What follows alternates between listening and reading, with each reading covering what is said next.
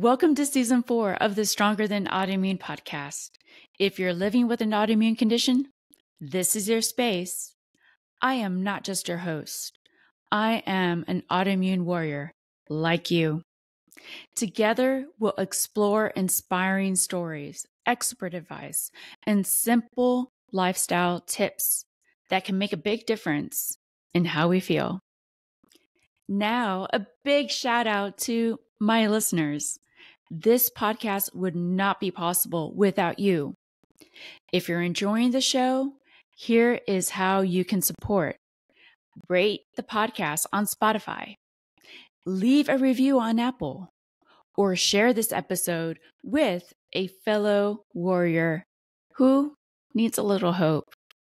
I also want to highlight a few incredible organizations making waves in the autoimmune community. Workers with Autoimmune Ailments Alliance, advocating for the rights of students and workers with autoimmune conditions. Learn more or become an advocate at WAAA.org.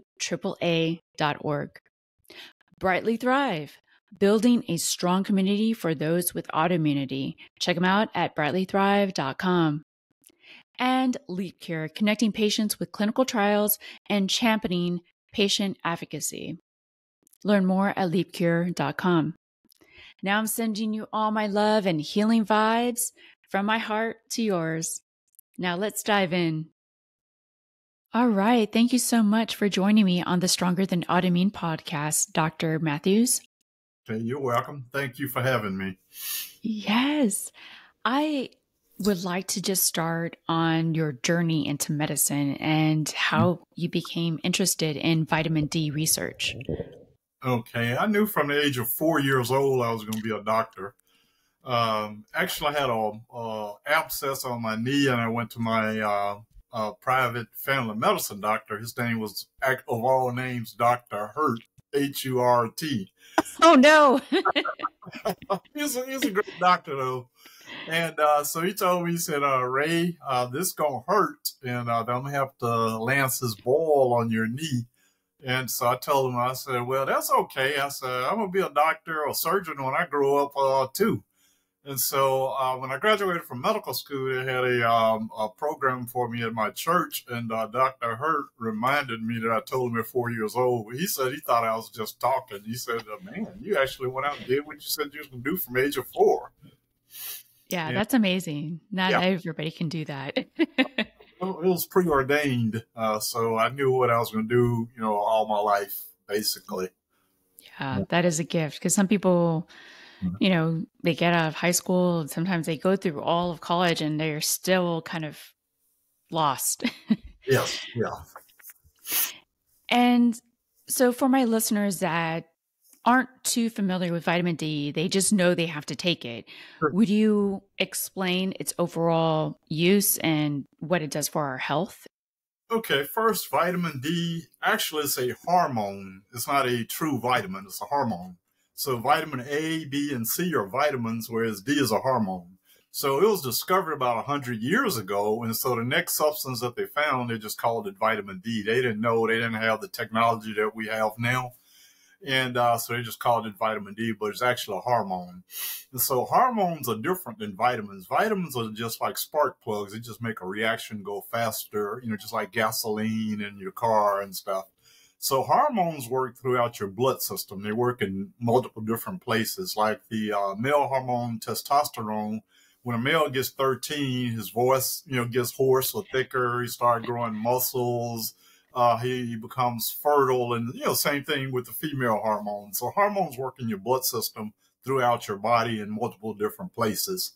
So vitamin D, or hormone D, is the most common nutritional deficiency in the world.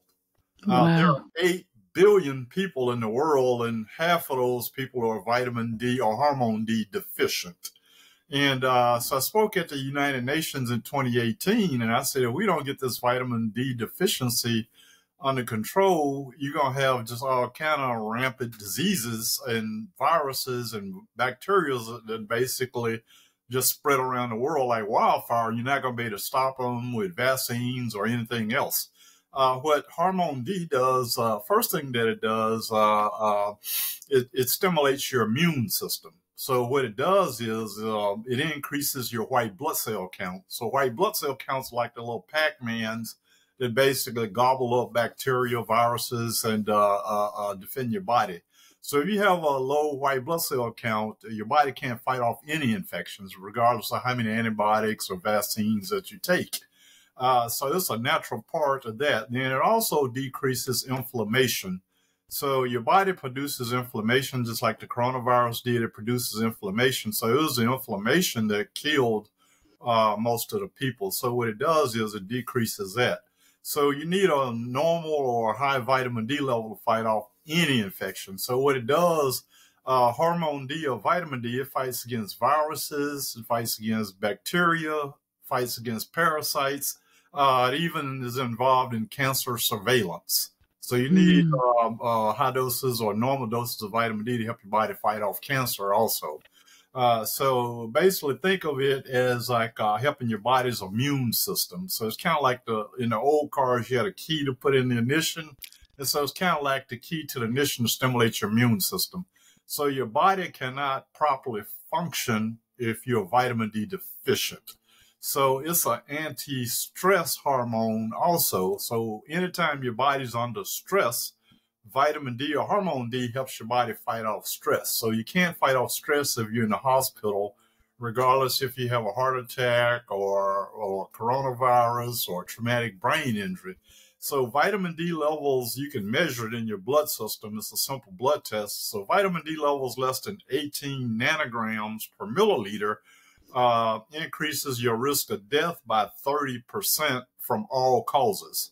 So if you're in the hospital for a heart attack or stroke, coronavirus, that's why all these people were dying from coronavirus, because they had low vitamin D levels. So you can't fight off anything.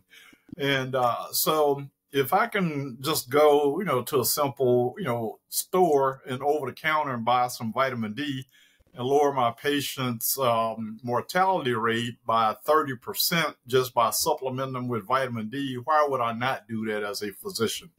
So our mortality rate dropped precipitously after we started a vitamin D protocol with all our patients. We cut our traumatic brain injury rate from 11% down to 6.6%. And we're talking about severe traumatic brain injuries, people that have bled in the brain and been shot in the head and everything like that. And we cut our heart attack rate in half, heart attack and strokes by 50%. People that were having heart attacks and strokes in the hospital, that dropped 50%. And we cut our overall mortality rate from 10% down to 4.4%. And that's unheard of. Normally, doctors talk about dropping mortality rates. They're talking about 5%. You're talking about 50% in cases. So why would I not use something I can go buy for less than $20 at Walmart or Publix or something and cut my patients' mortality rates? And so also vitamin D is important in helping bone healing.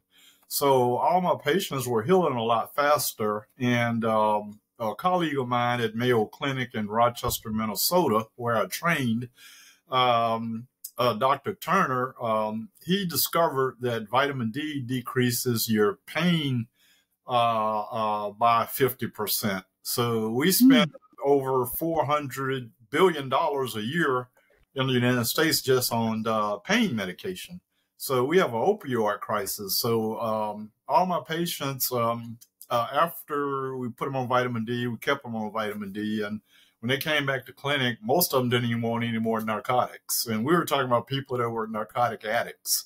And so it cuts pain tolerance too. So why would I not use vitamin D with all the multiple different things that it does?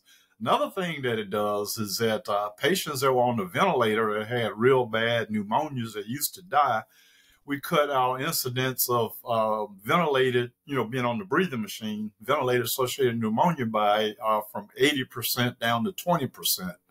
And that's unheard of also. And so it just does so many different things. And so I was like a kid in a candy store just discovering all the things that you can do with vitamin D or hormone D. And it's also very important in pregnant women. That's the reason you're seeing all these fetal maternal deaths, because pregnant women, almost all 100% of them are vitamin D deficient. So it lowers the incidence of preeclampsia, eclampsia, it lowers postpartum depression, it lowers congestive heart failure a lot of women are getting while they're pregnant. So basically, the mother is trying to take care of two people or feed two people. So the baby's going to siphon off what he needs, and the mother's going to be deficient. And that's reading a lot of women, when after they have their baby, they have no energy. They're depressed, and this is mostly due to vitamin D deficiency. So one of the hardest things I've had is convincing OBGYNs to start just checking vitamin D levels on pregnant women and stuff. And so in my department, the Department of Surgery at Morehouse, when I was working, I put all the pregnant women on vitamin D, and almost all of them had babies that were walking at 9 and 10 months. Oh, and wow. These kids were smart, just like they had been here before. They were very smart, and they were very coordinated, and they were like good in sports, athletic, and just everything. And not one of the females, we had a department of about 60 people, and I had maybe like 50 pregnancies during my time there over the 13 years I was there.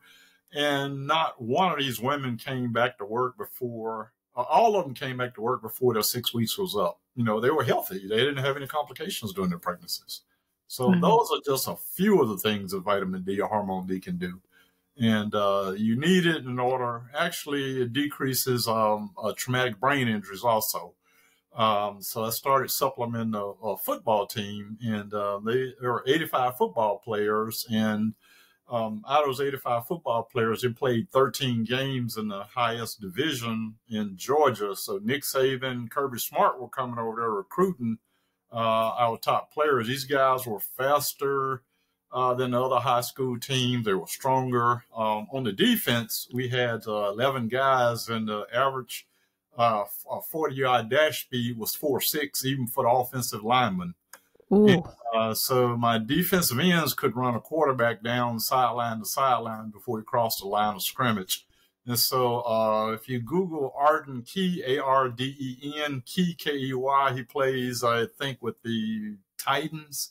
He's a defensive end, and this guy's, he's still fast, running like a 4.6 40-yard dash. And so it does remarkable things and stuff. And so, like I said, so you can do so many things with just hormone D.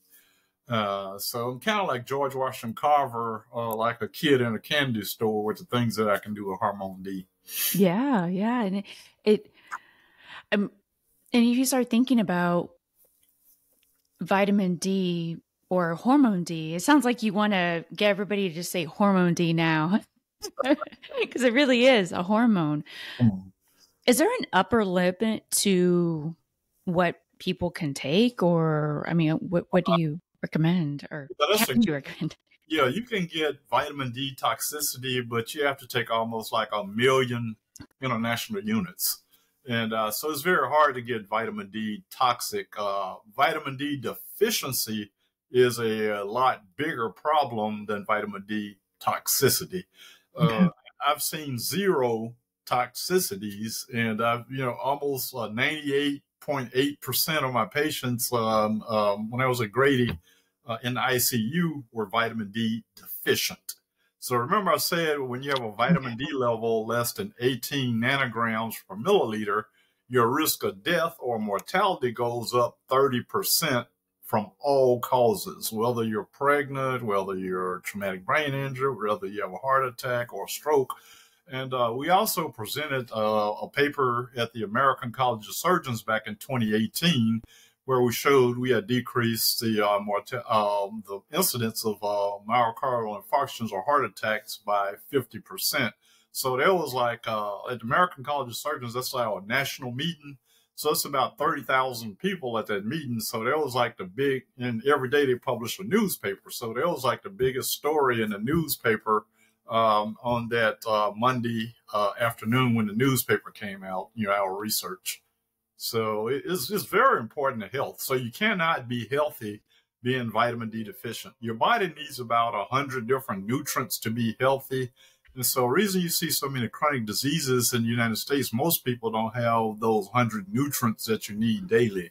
You need phytonutrients, you need vitamins, you need amino acids. So vitamin D is just the tip of the iceberg. That's just the biggest or the most important, and it does so many different things. Yeah, it sounds like it. And I'm going to have to put that person on my fantasy football team from the Titans. And as far as you said that, you have these athletes that do really well. Do you think it helps with their recovery after they play football or the inflammation?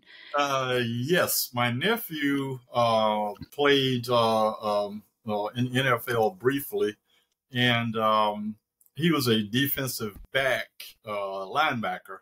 So when he was in college, he had an ACL injury, so he had to have a total knee replacement. And so 4 weeks after he had the ACL, he was walking without a brace and walking. And so they tested him for steroids. So I called the trainer. I said, "You're not going to find him." I said, "He's just taking vitamin D and vitamin C and just normal, regular vitamins." And so they tested him. They didn't find anything, though. And whereas he had two other teammates that had ACL repairs at the same time he did, and they were still on crutches at the time. So it actually helps in repair and helps heal because you need vitamin D to have strong bones. Yeah. And, so it helped bones heal. It helped soft tissue injuries heal. And they did a research project and found that NFL players that have normal vitamin D levels, 80% of NFL players are vitamin D deficient.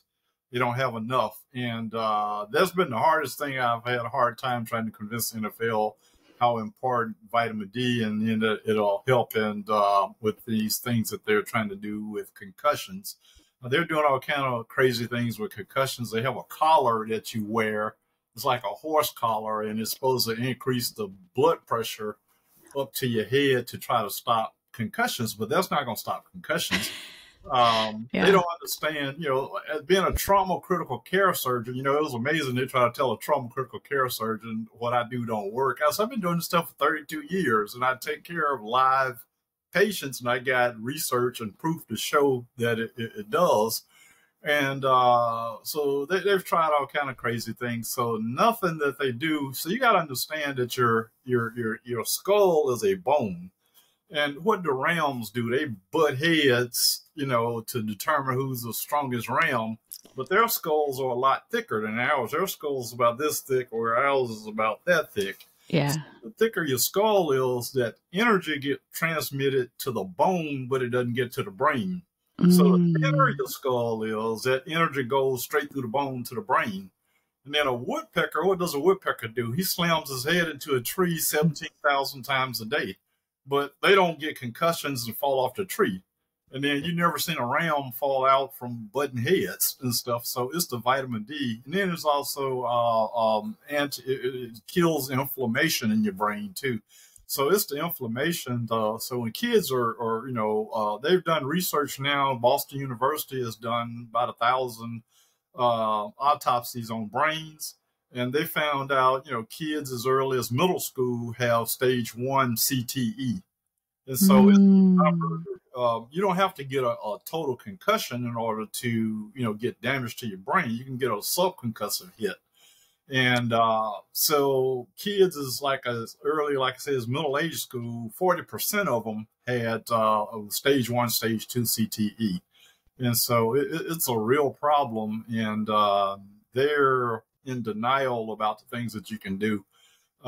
Actually, if they let me get involved in healthcare, I can cut U.S. healthcare. Right now, we spend $5.2 trillion on healthcare nationwide every year. So if I can get in front of the right people, I can help them cut at least $1 to $2 trillion just off our healthcare budgets, just by cutting heart attacks and strokes in half.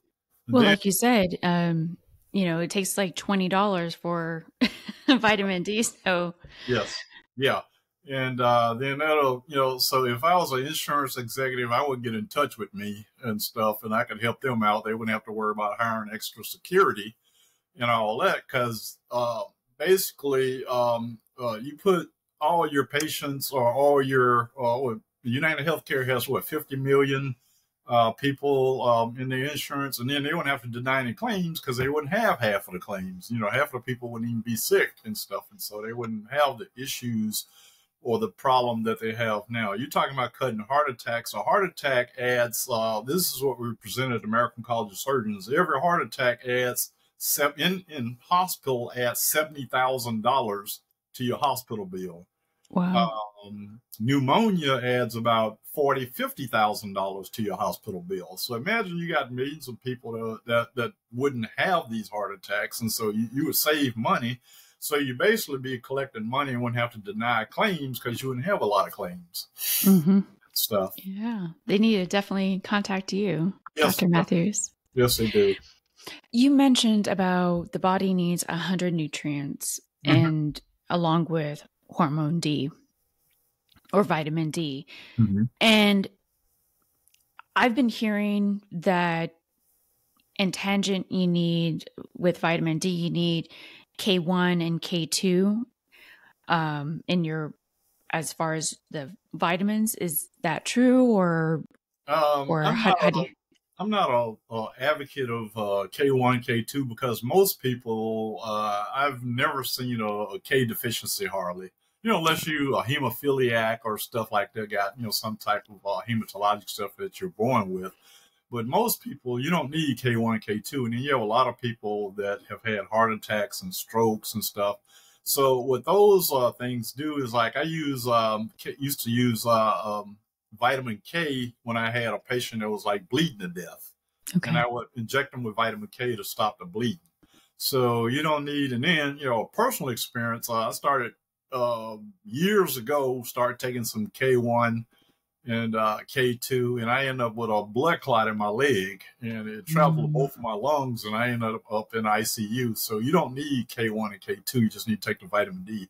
What's more important, you need to take magnesium with vitamin D, because most people that are vitamin D deficient are magnesium deficient, but I've never seen anybody hardly K deficient. So I would not recommend taking K1 or K2 with vitamin D. Okay. And that's the only reason magnesium goes well with, or take magnesium, is just because you're deficient in both usually? Yes. People are just magnesium deficient also. And you worked at the hospital, the Grady Memorial Hospital, for many years. Yeah. What would you say is the most important takeaway that you found to be something people can do in everyday lives by avoiding going to the hospital? Since you saw so many people coming in, what do you think would be the most effective for people to stay healthy? Well, personally, I take a multivitamin every day. I take a vitamin D, a separate vitamin D, and then I take vitamin C and zinc. And so I take a lot of vitamins, because remember I said you're about deficient about 100 different things. And then the soil is not healthy because we've basically taken all the minerals out the soil. So you cannot eat a healthy diet. I remember as far back in medical school, back in the dark ages, the dinosaur days, I remember we had a lecture, and we had one lecture on nutrition. Doctors do not learn nutrition in medical school. And so the old saying that the old people used to say, you are what you eat, that's very true. So if you're not eating a healthy diet, we have like an obesity epidemic in the United States. 30, 40, 50% of the people are obese in the United States. We have the country with the most chronic diseases of all the industrialized rich nations. We have the highest per capita income, but we have the highest chronic diseases, and we are not even at the top of the life expectancy. Countries like Japan and other countries and Italy have longer life expectancies, and we spend way more money on healthcare than these countries do. So all the money that we have is not converting into life expectancy. Actually, during the pandemic, our life expectancy went down. Yeah, well, it's kind of like you said, if people actually listen to you and your research, I mean, you have done the research and Yes, seen it work. So if they just listen to you, maybe we would be healthier and save money. then I look at my mom and my uncle. My uncle lived to be 95. His wife lived to be 94, and my mom lived to be 93. And all three of them basically raised their own gardens. They didn't use pesticides, insecticides. They got out there and chopped it, the garden with a utensil. And they ate natural foods basically all their lives. And then they cooked their food. They didn't eat a lot of processed foods. And all three of them took vitamin D. And like I said, they made it in 94, 93, 94, and 95. Yeah. Yeah. And I know I spent time with my grandma yesterday, and I know her mother. I met her, my great grandmother. She lived till she was 102, and Wow. my grandmother said that she doesn't remember her being sick. It was just like one day she just passed away. She didn't have, she didn't have to go to the hospital. She wasn't on medication. She just passed away, Yeah. and it's amazing how. And she didn't eat like. My grandma said that she would eat the same thing every evening, a pork chop with cottage cheese. And she would just eat certain things. But I mean, everything was, natural, and she ate butter, and and it's a wonder where we went wrong with, like you said, the soil, the processing of foods, not taking vitamin D, or not being outdoors, because you get vitamin D from being outdoors, correct? Or And from the sun. 90% of vitamin D comes from the sun. There was a discussion that I had in medical school, nutrition professor, which we only had one lecture. And you would be amazed in medical school, you only teach medical students one lecture throughout the whole 4 years. And she was like, so the nutrition professor said, like, if you eat 3 meals a day, you'll be healthy. And so I raised my hand, being the smart aleck I was. I said, how are you going to do that when you only get 10% of vitamin D from diet? Most foods do not have vitamin D in it. And so you only get vitamin D from your mackerel, your tuna, and other foods. And then it's amazing that the federal government, subsidized milk with vitamin D.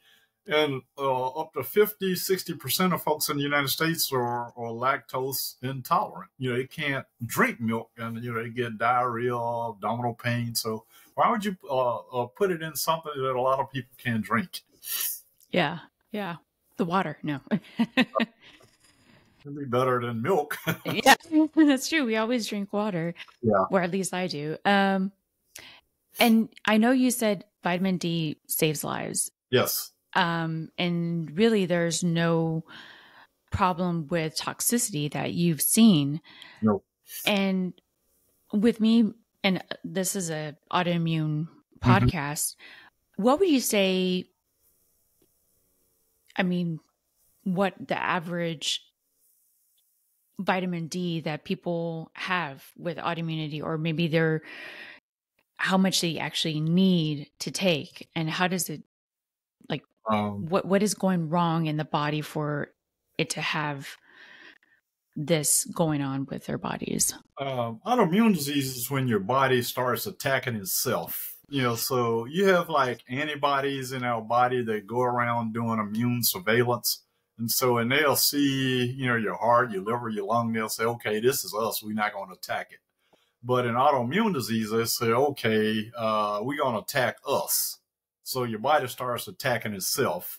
And so basically, I don't like to give out levels, because like in the past, when I would tell people to take X amount, they'll double it or triple it. But, so you told me to take X amount, so I decided to double it. So I try not to, but I'll tell you like the range, from a baby it can go from like 1,000 IUs, and then to a full grown adult or morbidly obese person can go up to like 10,000 and stuff. So from 1,000 to 10,000 is like the human range until everybody counted a stage. But everybody needs a different amount. There is no one amount that fits all. The problem that we've had in the past is that researchers want to give everybody the same dose and say, oh, it doesn't work. Everybody's different. Obese people need more vitamin D because it gets stored in their fat cells. Dark-skinned people need more vitamin D because of the melanin in the skin blocks vitamin D production and stuff. And then people that have liver disease or kidney disease, vitamin D has to go to the liver and the kidney to be made in the body. So if you have liver disease or kidney disease, patients on dialysis, almost every patient on dialysis gets supplemented with vitamin D or hormone D and stuff. So everybody's different based on and then like elderly people do not produce as much as young people. So once you get 70 years old, you only produce 25% through your skin as a 25-year-old person would produce. Okay. So it's like 45 different things that can affect your vitamin D level. And then the women in the Middle East that wear the burqas or the long things that cover everything, they're not getting any exposure except to their eyes. So they're actually one of the countries with one of the worst vitamin D deficiencies in the world is Dubai, which is one of the richest countries in the world because of the, women wear the long burqas and they're indoors because it's so hot all the time. So their vitamin Ds, most men over there are diabetics by the age of 35 and they're wealthy and rich. Oh, wow. They have a lot of, women have a lot of complications in pregnancies and other things also over there. Yeah, it's amazing. Like you said, you didn't even go through the whole gamut of what vitamin D does. And it really goes to show, like we always talk about, you were talking about the people, football, your athletes that you worked with.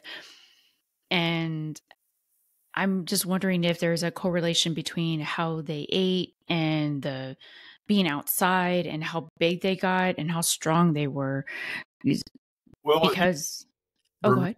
You got to remember these football players, they have helmets on, they have long pants on, and most times they got, long sleeve shirts on. Actually, when I worked a little bit with Nick Saban's vitamin D level was higher than his football players. And, because he had short pants on all the time when he was outside coaching. Yeah. And he just had a hat on, but then he has short sleeves on. So his vitamin D level is actually higher than his players. Oh, wow. So I'm thinking maybe people that live around the equator maybe have higher vitamin D levels because maybe no. Oh, nope. Okay. That's because everybody basically has air conditioning now, and then everybody wears sunscreen. So sunscreen blocks 98% of vitamin D production, and then being indoors, you can't make it, and then you can't make vitamin D in the winter anywhere. Like we're in our winter months. So from October through March, you can go stand outside all day long and you're going to make zero vitamin D. So if you're in the southern hemisphere now, they're in their summer. So you can only make vitamin D in late spring from like March to early October. And so they're, in their summer now and we're in our winter. So we won't be able to make any vitamin D until late March. Okay. Well, thank you for sharing that. And I don't want to keep you too long, but it sounds like checking your vitamin D levels where you're at, hopefully you're not under 18 or you're higher. I know you said it's different for everybody, but maybe do you think it's different for people that are very active? They need more vitamin D as opposed to people that they work out or is it just depends on what's going on internally? All animals in nature run between 50 and 55. Okay. The first paper that I wrote, we challenged the federal government's level. They said vitamin D level for humans is 30 nanograms per milliliter. I'm like, we're animals, so how can we be different from everything else on the planet? So if you went out in nature and captured a lion out on the Serengeti, their vitamin D level would be 50, 55. But if you had a lion that's in a zoo, their level is going to be 30 like ours because, they have these enclosures they're living in. So animals, when we capture them and put them in zoos, a lot of them are vitamin D deficient. They get arthritis and obesity and diseases that we get that they wouldn't get if they were out in nature. Wow. That's pretty sad. Well, it makes sense why more. Well, I mean, I know I've been watching commercials. I have a dog myself, and it's a wonder why they get arthritis. Like you said, they're not outdoors as much. We keep our dogs more indoors, and they're pretty much out with us when we're out, and we're not outside much. Yeah, that's good. So you can ask your veterinarian how much vitamin D should you give your dog. I don't know the dog dosage, but they need vitamin D just like all plants and animals make or need vitamin D and stuff. Plants make D2 and humans make D3 and stuff. Okay. So it's better to take the D3 than the D2 because the D3 is like 87% better absorption capacity for humans because we're animals and stuff. And so we absorb the D3 better than the D2. But so that shows you how important it is if plants even make it. Yeah, that's true. And as far as people that are vegetarians, or do they need more because they're not? Vegetarians want to take the D2, but I tell them you're an animal and you need the D3. It's going to take you probably 50 times longer to get your levels up with the D2. Okay. So D3, and is there anything else we need to be looking for when we're buying vitamin D? Just the D3. I buy mine over the counter and just like everybody else. But the D3 is what you want instead of the D2. Okay. And I know you mentioned about helping out with saving money as far as our nation, and it sounds like you're really proud to live here in the United States. What would you change, or what would you do to help United States or people? I mean, you have a platform right here to say whatever you want of how you would help people. What would you do? Well, I have protocols that we developed while I was working in Grady. So we already know how much to give the average person. So we've established protocols when you come in the hospital, like what to do, what to give, how much to give. So those are well established. So we started back in 2007. Developing protocols. So when I retired by 2019, we had that up and running. And actually, we had lowered the readmission rates for all diseases to the hospital. So people were not coming back like they are. Up to like 30% of people with congestive heart failure end up back in the hospital. We developed a protocol to lower congestive heart failure readmissions and stuff. And so, like I say, I've done so much with vitamin D or hormone D. Yeah. So it sounds like executing that all around the hospitals in the United States would be helpful. Calls that we could institute, but I just need to get in front of the right people is all I need to do. Yeah. So we can save trillions of dollars in healthcare. Yeah.